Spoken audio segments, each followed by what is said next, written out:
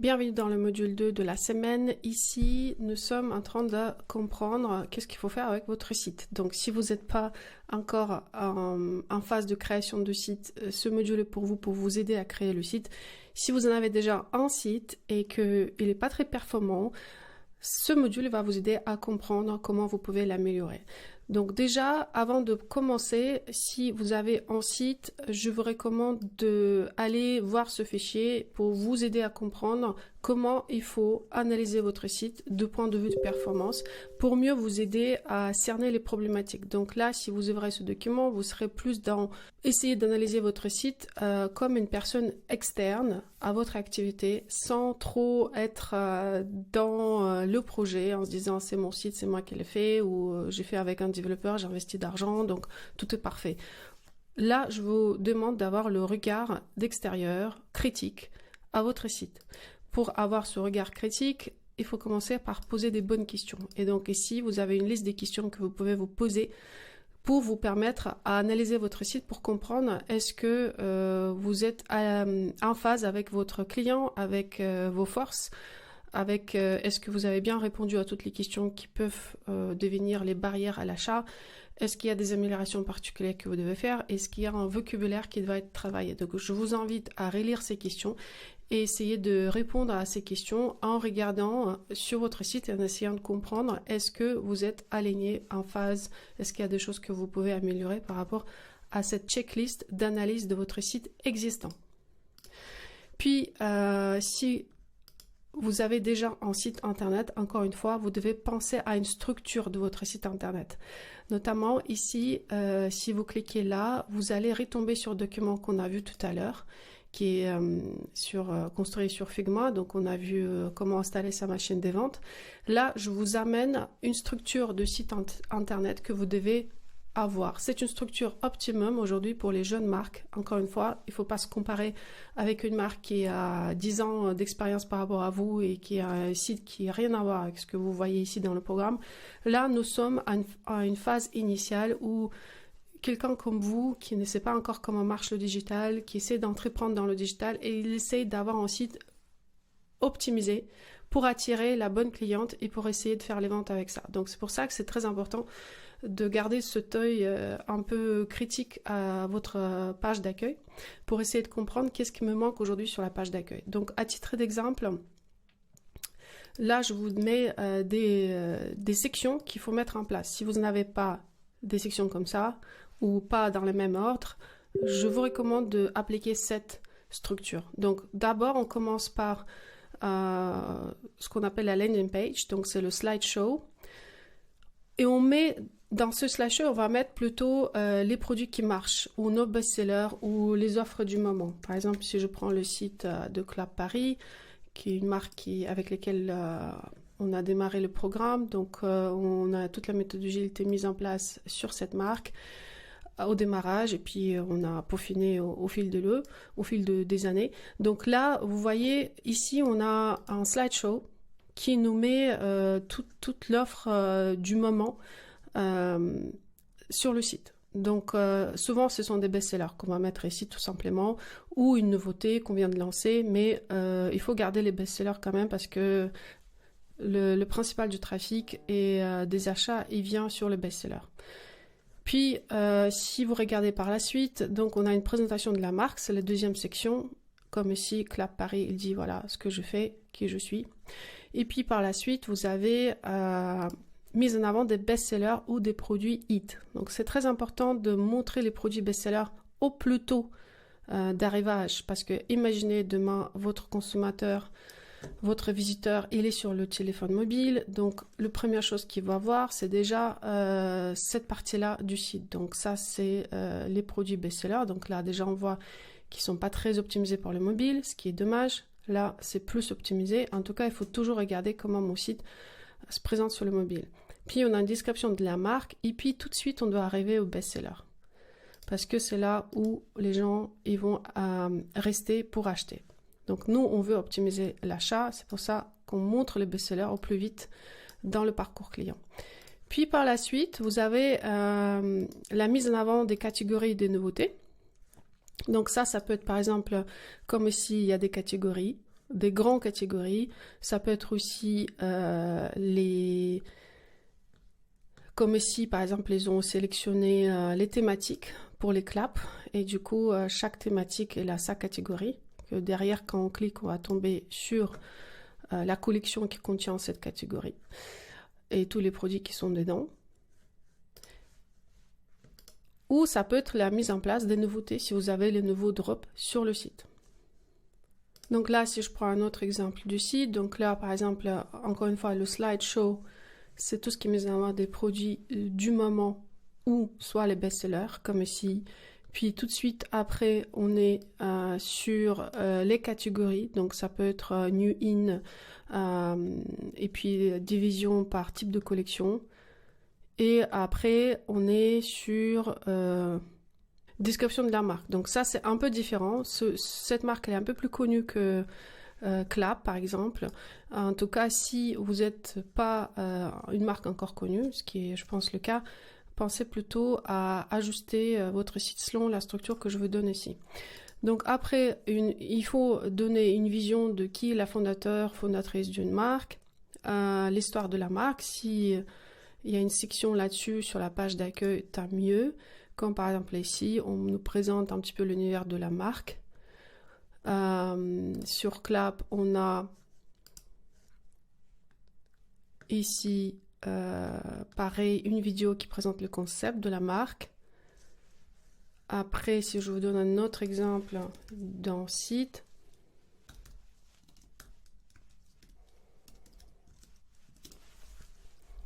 là, par exemple, on a encore les best-sellers, puis une nouvelle collection, puis la collab, et puis on présente la marque. Ce que disent nos clients, est-ce qu'il y a la presse, est-ce qu'il y a les clients qui parlent de nous? Donc là, par exemple, chez Clap, il y a des avis clients. Et puis, juste après, il y a la presse. Chez Me & Them, ils mettent plus d'avis clients, mais encore une fois, c'est une marque un peu plus développée. Je l'ai mis à titre d'exemple pour contrebalancer une nouvelle marque, une marque un peu plus présente sur le digital. Comme ça, vous voyez que le site il peut évoluer. Mais ce qui est bien, quand vous démarrez, c'est que vous montrez qui vous fait confiance, qui parle de vous, comme là, par exemple, chez Sakina, il y a beaucoup de presse. Et puis, tout ça, tout de suite après, elle enchaîne avec Instagram. Donc, on met l'Instagram, le feed Instagram juste après. Et puis, dans le footer, vous allez mettre tout ce qui est service client, contactez-nous, FAQ, conditions de retour de livraison, les guides, suivez-nous et inscription à la newsletter. Si vous avez une histoire à raconter autour de la marque, donc tout ce qui est about, on met là-haut dans le menu principal.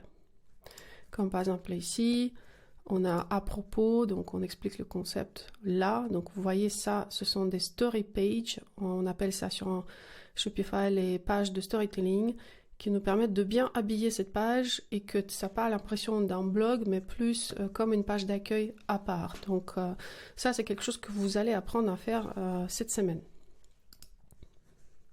Donc ça, c'est pour la partie structure du site. Pareil, je vous ai mis ici la structure de page produit. Ce que je vous invite, c'est aussi la respecter.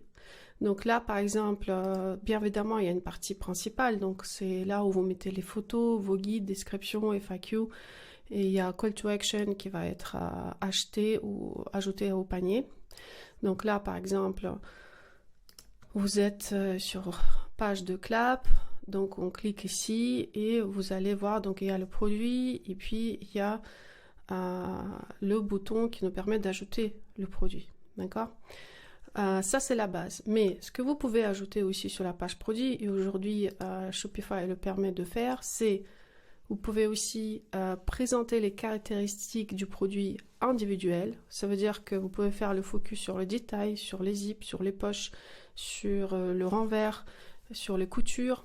Vous pouvez le faire de manière individuelle aujourd'hui parce que vous pouvez prendre la formation individuelle de fiche produit et la mettre en place de manière dynamique sur la fiche, sur le produit. Par exemple, là, si je vais ici, j'ai donc, je vais ouvrir par exemple cette robe. Donc ça, c'est la partie standard. tout ce que vous ajoutez dans la fiche produit, ça va apparaître tout seul, comme ça, en fonction de votre thème, bien évidemment.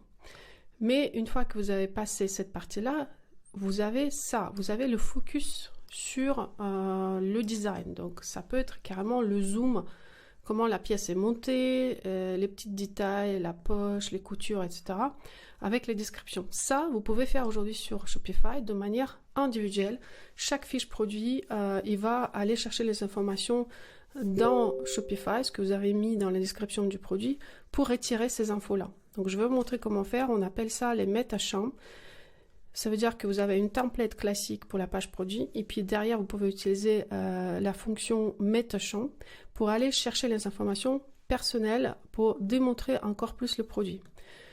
Puis vous pouvez aussi ajouter cette section qui va être aussi dynamique. Par exemple, avec ça vous pouvez voilà ce que vous pouvez acheter avec ça. Et puis il y a une partie plutôt standard. Donc chaque fiche produit va contenir ça. Il va contenir pourquoi il faut acheter chez nous, voilà notre chaîne de valeur, voilà pourquoi nous sommes bons, voilà notre savoir-faire, voilà comment le vêtement est conçu. Donc tout ça, vous pouvez développer aujourd'hui avec les sections spécifiques sur la fiche de produit. Donc moi, je vous recommande d'ajouter des sections supplémentaires, comme par exemple le savoir-faire de la marque. Donc ça va être les caractéristiques communes à chaque produit. Puis les avis clients, on va le mettre ensemble, donc je vais vous montrer comment le faire. Puis les produits les plus pertinents, donc vous aimerez aussi, ça va être automatique. Shopify l'ajoute à chaque page de manière automatique. Et puis, autres produits pour compléter le look, vous pouvez aussi ajouter. D'accord? Donc ça, c'est la structure de page produit idéale.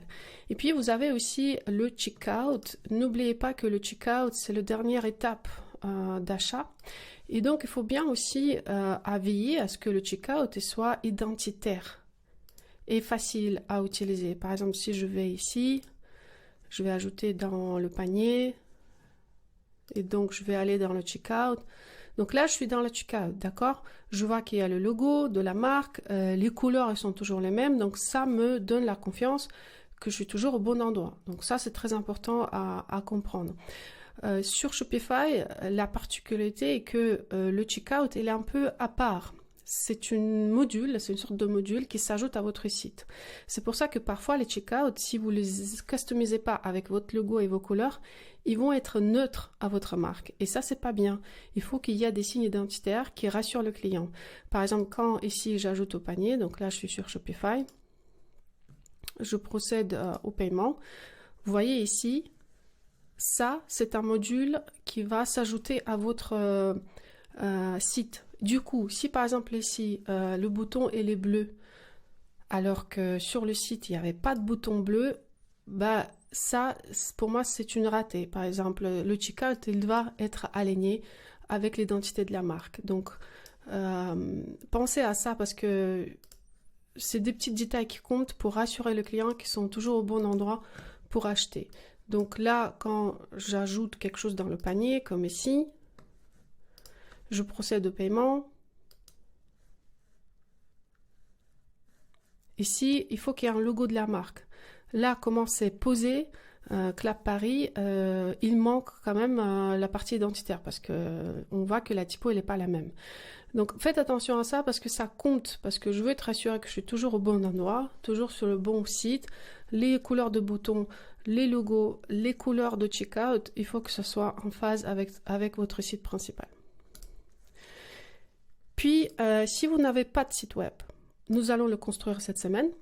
Et si vous avez des problèmes techniques, des questions, je vous invite absolument vous référencer à notre school, notre plateforme communautaire, où vous êtes aujourd'hui parce que vous regardez les modules. Mais dès que vous avez des questions, dès que quelque chose n'est pas clair, posez-nous votre question dans le feed, dans la partie community. Donc, là, je vous invite à être disponible pour que vous puissiez commencer à construire votre boutique sur Shopify. Comment on va le faire? Donc déjà, quand vous commencez le travail sur Shopify, si vous êtes déjà sur Shopify depuis un moment, regardez bien si votre thème est à jour. S'il n'est pas à jour, il faut la mettre à jour. Comme ça, vous pouvez bénéficier de toutes les dernières nouveautés de Shopify 2.0. Puis ici, je vous ai mis les recommandations du thème si vous n'êtes pas encore sur Shopify et que vous cherchez à créer une boutique sur Shopify. Donc déjà, vous avez ce qu'on appelle la boutique des thèmes de Shopify où il faudra un petit peu scroller, chercher, comprendre ce qui vous plaît, ce qui vous plaît pas si vous êtes nouveau ou nouvelle pour Shopify. Si vous êtes déjà sur Shopify, regardez est-ce que votre thème est à jour. Si vous êtes nouveau ou nouvelle, je vous invite à aller voir ce document où je vous ai mis les thèmes que je recommande quand vous avez des doutes et vous n'êtes pas sûr ce qui est bien, ce qui n'est pas bien. Et je vous donne des exemples de sites avec ces thèmes. Donc, allez regarder ce qui vous plaît. D'accord?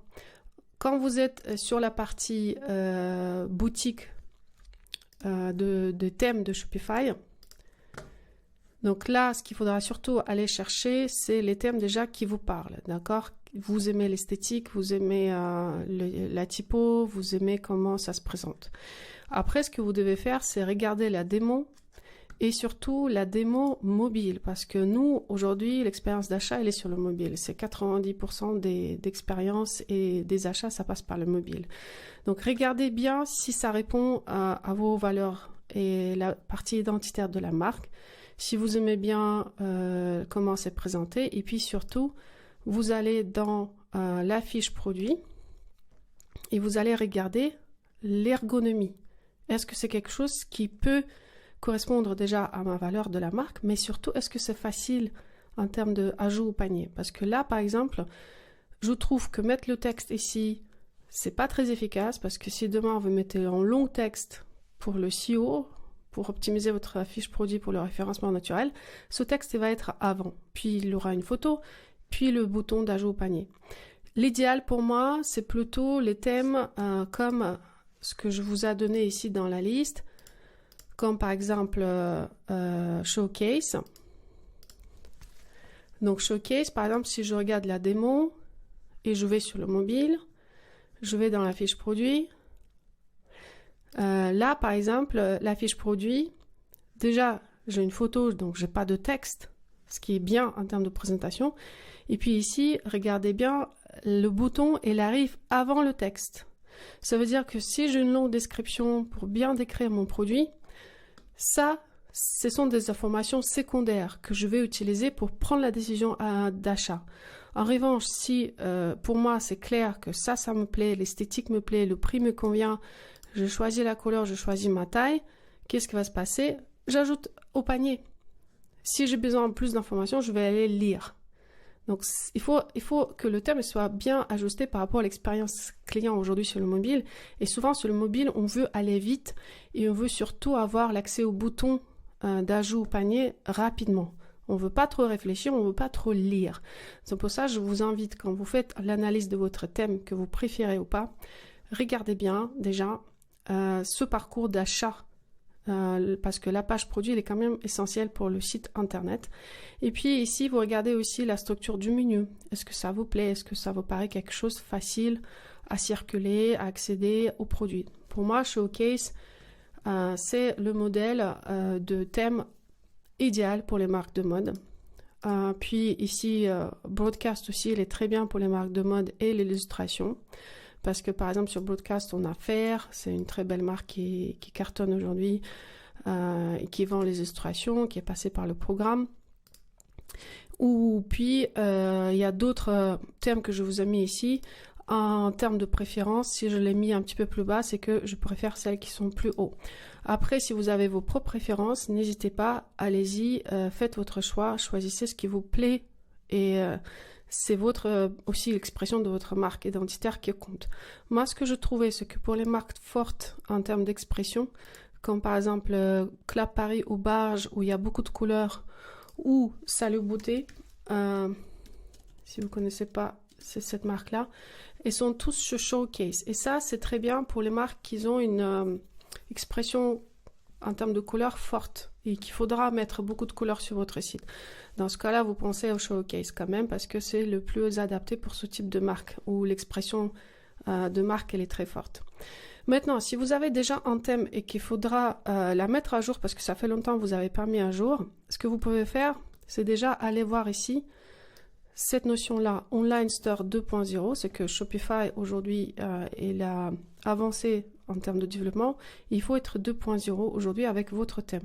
Si ce n'est pas le cas, vous allez dans le support et documentation, vous allez voir la dernière version ici, d'accord? Et puis vous allez dans votre boutique, vous allez par exemple ici dans les thèmes, et vous regardez la version dans laquelle vous êtes actuellement, d'accord? Si il est inférieur à ce que vous avez vu là, c'est qu'il faudra migrer. Pour migrer, c'est gratuit parce que vous l'achetez une fois le thème et c'est à vie. Et vous avez juste à appuyer sur essayer ce thème et il va vous proposer la mise à jour automatique parce qu'il va voir que vous êtes déjà client et qu'il faudra juste mettre à jour le thème existant. D'accord? Donc ça, c'est très facile à faire. Donc, si vous n'avez pas de boutique et que vous êtes là à ce module, je vous invite déjà à créer votre compte Shopify ici. Donc, vous cliquez sur le lien et vous allez créer votre boutique. Pour ça, il faudra saisir votre mail et commencer la boutique. D'accord? C'est pas difficile. Vous allez juste suivre le parcours et répondre aux questions. Pourquoi on veut passer sur Shopify alors que vous avez une boutique sur d'autres plateformes? C'est très simple. Shopify aujourd'hui, c'est la plateforme la plus avancée en termes de e-commerce. Il n'y a pas de comparatif aujourd'hui sur le marché. Et même si vous pensez que WordPress, il peut faire exactement le même travail et il le fait très bien, oui, c'est vrai, mais WordPress, à la base, elle n'était pas pensée comme une plateforme e-commerce, elle était pensée comme une plateforme pour les blogueurs. Donc ça veut dire qu'ils ont inventé un plugin qui se plug à WooCommerce qui s'appelle à WordPress qui s'appelle WooCommerce, mais ce plugin, encore une fois, c'est un truc qu'ils ont inventé pour répondre à la problématique du marché, pour vendre, d'accord? Ça veut dire que nativement, à la base, c'était pas pensé pour les e-commerçants. Et c'est très important de prendre une plateforme qui est pensée pour les e-commerçants et qui fonctionne pour les e-commerçants et qui vous aide à surtout vous développer de manière indépendante. C'est pour ça que pour moi, Shopify aujourd'hui, c'est une option optimum pour un petit entrepreneur qui démarre, qui n'a pas beaucoup de moyens, qui ne peut pas aller chez le développeur à chaque fois quand il faut faire des petits changements, qui veut être indépendant et surtout comprendre comment ça marche et surtout avoir une logique compréhensible des stats, toutes les informations nécessaires pour prendre les décisions au quotidien par rapport à sa boutique. Tout simplement, par exemple ici, quand je suis dans les analytics, je vois tout ce que j'ai besoin pour savoir sur comment fonctionne ma boutique. J'ai le chiffre d'affaires, j'ai le trafic, j'ai le taux des clients récurrents, j'ai l'analyse de mes clients par rapport à chaque mois, j'ai la valeur moyenne de ma commande, j'ai le taux de conversion, j'ai aussi le étonnoir de conversion, donc je sais que voilà le taux d'ajout au panier qui est très faible dans ce cas-là, le nombre de personnes qui arrivent jusqu'à checkout et le nombre de personnes qui achètent à la fin. Donc j'ai toutes les informations dont j'ai besoin pour prendre ma décision. Par exemple, je sais d'où vient le trafic, je sais mes meilleurs produits vendus, les sessions, d'où ça vient, est-ce que c'est le trafic direct, est-ce que c'est le search social. Je sais aussi si jamais j'étais référencée sur d'autres sites, d'où vient le trafic. Et j'ai aussi les sessions en fonction de réseau social. Donc si par exemple je fais les publicités sur Facebook comme ici c'est le cas, donc forcément il y aura plus de trafic provenant du Facebook, etc. Donc ça, après vous allez dans les rapports et vous pouvez aller éditer encore les rapports encore plus élaborés en fonction de ce que vous avez besoin à savoir par rapport à votre activité du jour. Donc pour moi, c'est le plateforme le plus adapté parce que aussi vous avez cette notion des applications. Ça fonctionne comme un Easter des apps sur iPhone ou sur Android. Et c'est très fluide et facile. Par exemple, nous, dans notre activité, il y aura des applications qu'on aura besoin absolument à utiliser, comme par exemple Omnisend, ça va être notre CRM. Après, Stamped, ça va être l'application qu'on va utiliser pour les reviews clients. Viglo, pour la traduction. Après, vous pouvez plugger les applications comme Mondial Relay ou Colissimo pour tout ce qui est la logistique. On a aussi des applications qui vont nous permettre, par exemple, à SendCloud, gérer tout ce qui est les envois ou optimiser les SEO de votre site. optimiser les images, on va à chaque fois ajouter des applications et ça va être très fluide pour vous. Vous n'avez même pas rien installé. Par ailleurs, si demain vous allez faire les publicités, on a aussi ce qu'on appelle les canaux de vente. Et dans ce cas-là, on va passer par une application qui s'appelle Facebook et Instagram pour tout ce qui est installation de pixels et un canal de vente à travers Facebook et Instagram. Pareil pour Pinterest. En fait, aujourd'hui, Shopify, c'est la plateforme la plus connectée à toutes les plateformes qui vont driver le trafic vers le site. Et ça, encore une fois, par rapport à d'autres plateformes comme par exemple Webflow ou autres, où il n'y a même pas des minimums nécessaires pour fonctionner avec Facebook, là, ça vous facilite la vie parce que en tant qu'entrepreneur indépendant qui n'a pas beaucoup de ressources, c'est la meilleure option que vous pouvez avoir. Puis, en termes de facturation, et ça, je sais que la plupart des personnes vont commencer à se dire « Oui, mais Shopify, il va me prendre les frais sur mes transactions, etc. » Oui, il y a des frais et il y a le forfait mensuel. Donc, par exemple, je vais juste regarder ce qu'on a un petit peu la vision sur les forfaits. Donc, c'est quelque chose qui change tous les ans. Je ne vais pas vous dire que ce qui est marqué là va être exactement la même chose demain. Mais en tout cas, aujourd'hui, au moment où j'enregistre cette vidéo, par exemple, pour commencer les 3 mois avec Shopify, aujourd'hui, vous êtes à 1 € par mois. Et puis, ils vont prendre 1,8% de chaque transaction. Donc, vous pouvez commencer gratuitement, puis vous avez, au bout de 7 ou 14 jours, il va vous demander de payer, renseigner votre carte bancaire et vous allez payer 1 € par mois plus les transactions. À un moment donné, quand vous générez beaucoup de chiffre d'affaires et par exemple, il y a des paliers en fait. Si vous passez par exemple 10 000 € de chiffre d'affaires par mois, bah, vous passez à un autre forfait qui va être beaucoup plus attractif en termes de transactions parce que vous allez payer moins en termes de transactions. Vous allez payer plus en fixe, mais moins en transactions, ce qui va être plus intéressant pour les boutiques qui fonctionnent déjà très bien, où il y a beaucoup de chiffre d'affaires.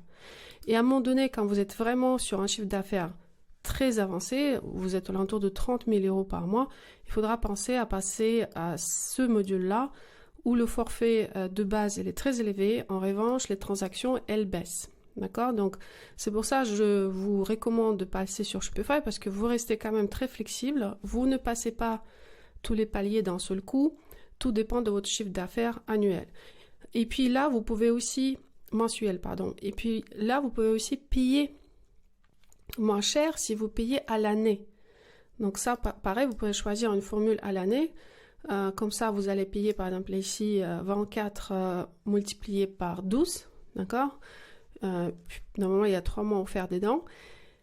Et là, pareil, le tarif, il baisse à chaque fois si vous passez au paiement annuel. Donc ça, c'est les choses à prendre en compte quand vous êtes en train de faire votre petit calcul. Est-ce que je reste? Est-ce que je pars? Donc, vous payez tous les mois, mais c'est pas grave parce que vous restez à jour sur tout ce qui est les tendances digitales, les tendances e-commerce grâce à Shopify. Tout ça, si vous n'êtes pas sur Shopify, si vous êtes des plateformes comme WooCommerce où vous payez une seule fois le site et puis ça vous appartient, sachez qu'il faudra payer le développeur demain pour mettre à jour votre site et ça c'est un forfait et du temps, etc. Donc si vous êtes décidé et que vous voulez partir sur Shopify, ici j'ai un document pour vous que vous devez aller déjà faire un checklist de tout ce que vous devez améliorer par rapport à votre site existant ou par rapport à le site que vous êtes en train de faire sur Shopify. Donc, je vous invite à consulter ce document. Donc là, on est vraiment dans comment on présente chaque produit, chaque étape du site. On n'oublie pas les call to action, les CTA, comment la page de produit, je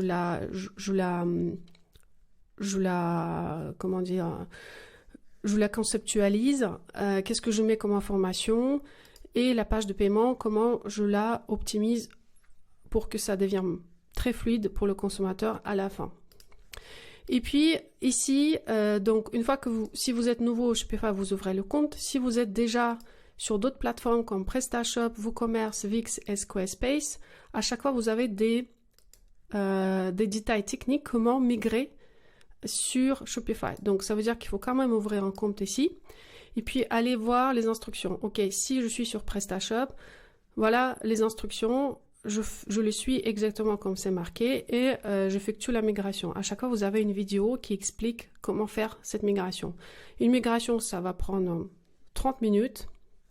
Dans la plupart des cas, c'est gratuit. Si vous avez beaucoup de produits à migrer, il va vous calculer les forfaits en fonction du nombre de produits à migrer et souvent ça ne va pas dépasser 100 €. Donc ça ne va pas être énorme en termes de coût.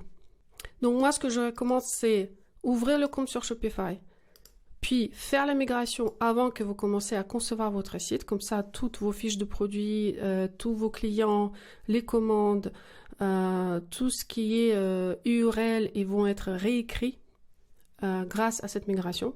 Et puis, vous attaquez la construction de site qui va être surtout concentrée sur la page d'accueil et amélioration des fiches produits. Et après, vous commencez à construire votre site sur Shopify. Donc là, on est sur un document que vous devez cliquer là, qui vous explique comment créer votre site sur Shopify et vous suivez chaque détail. Encore une fois, une vidéo explicative elle est ici. Donc, il faut juste cliquer et suivre les instructions pour créer votre site.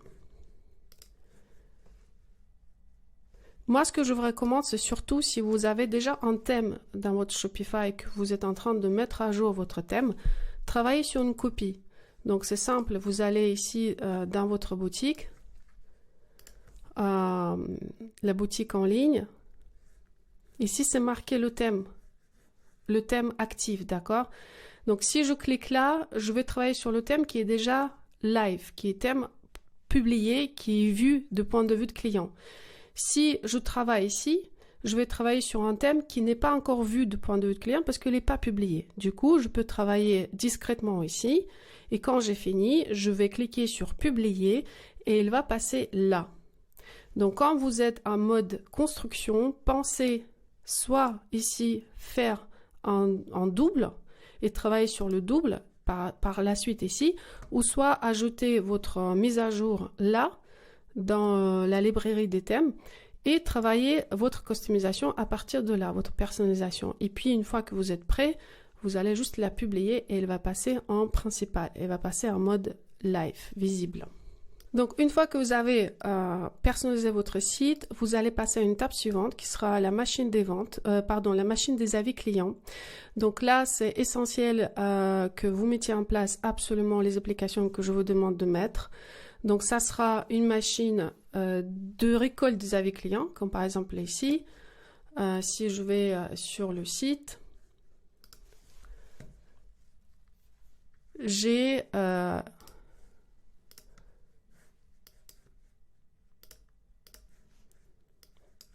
donc déjà, je vois ici les étoiles, donc ça va m'aider à comprendre si le produit est bien noté. Et ça, c'est un nouveau produit, je ne suis pas sûre qu'il y en a. On va prendre plutôt les best-sellers. Par exemple, celle-là. Donc là, il y a un avis. Voilà, ça, c'est les avis partagés par les clients. Moi, ce que je recommande, c'est, et ça, par exemple, c'est très développé dans la cosmétique, c'est d'avoir les avis avec des photos. Donc ça, vous pouvez inciter à vos clients de laisser les avis avec les photos. Si par exemple dans le produit, il y a des clients qui mettent carrément les photos. Donc ça, c'est quelque chose que vous pouvez absolument insister avec vos clientes. Et s'ils vous laissent une photo, vous allez leur remercier avec des codes de réduction. Ça, on peut mettre dans votre machine de récolte des avis clients. Donc, le process pour créer vos avis clients, ça va être ici. Donc, vous allez dans le document. Encore une fois, vous allez voir la vidéo, comment mettre en place cette machine.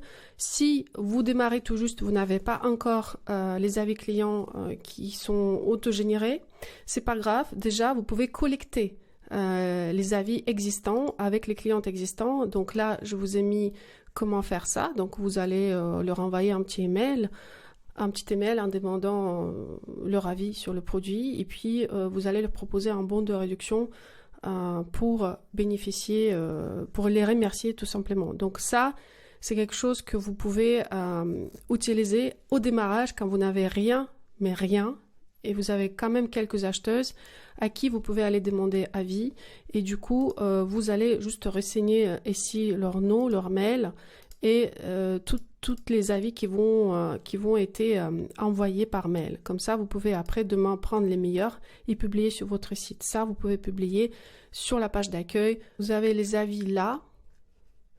Donc ça, c'était quelque chose qui était récolté avant, d'accord, par les emails. On a récolté les avis et on les a mis sur la page d'accueil. En revanche, une fois que vous êtes dans la fiche produit, ça va être automatique demain par l'application de récolte des avis. Bon, j'ai plus le site, mais vous voyez le principe, comment ça marche. Donc les nouveaux avis, ça va passer par la machine de récolte des avis. Donc on aura deux applications, une première qui va vous permettre de récolter tous les avis sur Google, donc Google Business, votre compte business, quand on fait des recherches sur le web, et puis sur votre site web. Donc vous allez suivre les instructions ici. Ce document, il vous sert vraiment à installer votre machine des avis clients, d'accord? Donc vous regardez la vidéo ici et vous allez suivre les instructions qui sont marquées là. Et puis, n'oubliez pas qu'une fois que votre site est publié, ça veut dire vous avez bien lancé votre site avec le nouveau thème, puis vous l'avez migré avec votre propre nom de domaine, donc vous n'êtes plus sur myshopify.com, vous êtes sur votre domaine. Ça veut dire que par exemple, quand vous migrez votre site au démarrage, vous allez travailler en deux sites parallèles. Le premier, ça sera votre boutique .myshopify.com, donc vous allez être sur le domaine de MyShopify. Et quand vous migrez ça, par exemple de PrestaShop ou de WooCommerce, votre boutique principale qui était sur ce domaine-là, il va être plus disponible. Vous allez être maintenant migré sur Shopify. Et donc, il faut juste faire attention à ne pas migrer trop tôt pour ne pas se retrouver avec une boutique absente de l'autre côté. Vous migrez à partir du moment où vous êtes complètement prêt et que votre boutique sur Shopify est prête. Dans ce cas-là, vous allez être sur votre propre domaine et il n'y aura plus de boutique.myshopify.com. Donc, vous ajoutez à partir de là les méthodes de paiement. Par exemple, vous avez les méthodes de paiement principales, c'est quoi? Ça va être PayPal. Tout ce qui est paiement mobile, c'est hyper important. Ça va être Stripe ou Shopify Pay. Après, c'est à vous de choisir. Aujourd'hui, Shopify Pay, elle est disponible en France, elle est disponible en Belgique, elle est disponible dans la plupart des pays européens. Donc, vous pouvez choisir Shopify Pay, il n'y a aucun souci. Les deux, ils fonctionnent de la même manière et c'est un pourcentage sur les transactions autour de 2%. Et puis, il faut absolument un système de paiement en 3 fois. Oui, Shopify propose un paiement en 3 fois de point de vue de client. Donc, c'est à la cliente de choisir quand elle fait son paiement par Shopify. Et oui, vous pouvez aussi avoir le paiement supplémentaire par carte en 3 fois. En tout cas, nous, dans le programme, on utilise Alma pour payer en 3 fois. Mais parfois, Alma, aujourd'hui, elle est devenue un peu plus exigeante. Elle peut vous dire que vous n'êtes pas compatible avec Alma parce que votre boutique n'a pas encore de transaction ou vous travaillez en précommande. Donc, c'est pas grave. Il y a des alternatives. Donc, ici, vous avez un document qui s'appelle Système de paiement.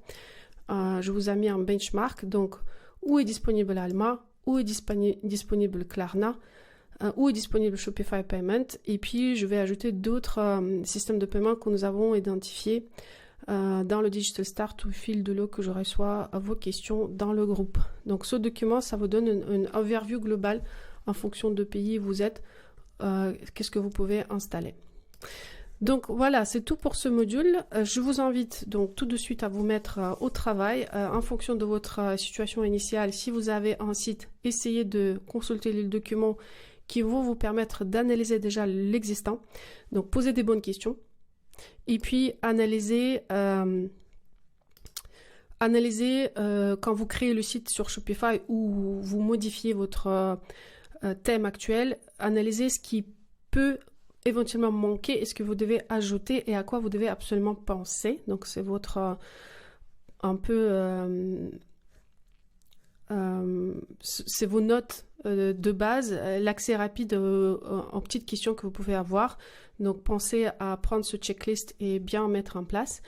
Puis, si vous n'avez pas de site, vous créez le compte ici de Shopify et vous commencez la création de votre site à partir des thèmes qui sont soit proposés par le programme, soit vous choisissez votre propre thème, que vous analysez bien par rapport au parcours sur le mobile.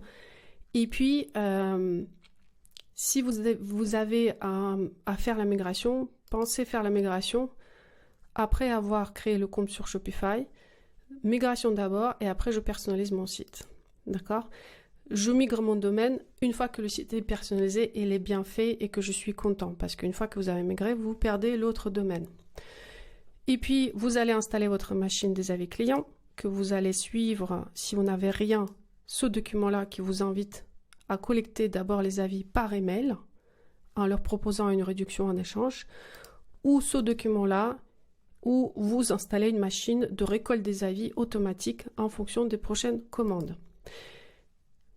Et puis, vous installez vos systèmes de paiement.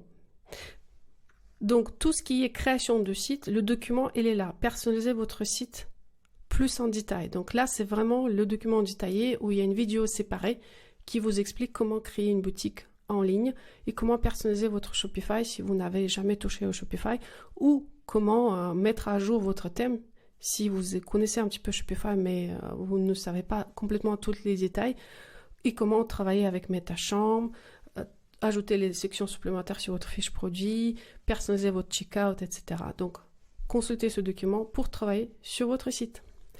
Alors, pour moi, pour tout ce qui est partie création de site, c'est que ici, dans ce module. Donc, je vous invite à chercher des vidéos complémentaires dans les fichiers qui sont attachés à ce fichier principal. D'accord ? Parce que les autres modules, ils vont être consacrés surtout aux machines de référencement, le SEO, sur Google, sur Pinterest, et puis votre machine de contenu.